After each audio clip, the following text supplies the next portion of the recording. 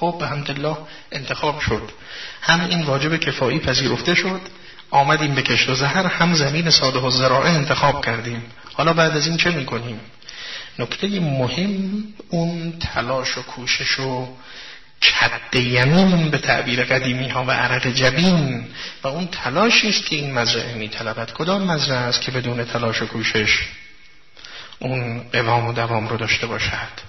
کدام مزرعه است که هر که مزروع خود بخورد بخید وقت خرمش خوشه باید چید؟ آیا واقعا چنین چیزی میشه به تعبیر جناب شیخ؟ نمیشه.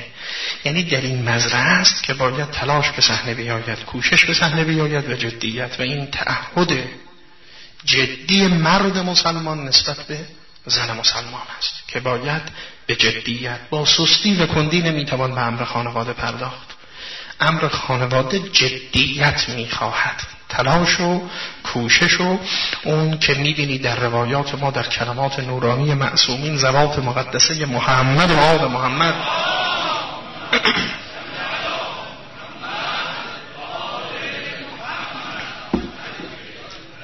شکوهمندی این بحث رو به اونجا میرسانن که الکاد لا علی ایاده کل مجاهد فی سبیل الله.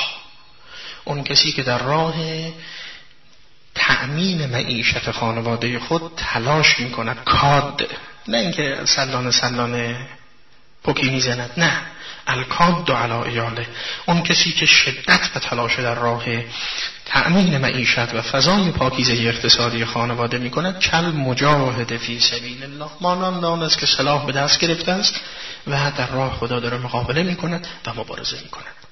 پس سومین نکته این که اگر نساؤکم حرث لکم، اشاره به اون لزوم تلاش و کوشش و جدیت است. دیگه اینجا باید کمر رو بست. دیگه اون باز قطعه زیبای مرحوم شهریار که بالاخره یکی کمر بسته شده یکی حلقه به گوش، اون تعبیر زیبایی که در مثنوی شب برای زناشویی دارد، واقعا تعبیر زیبای ادیبانه است.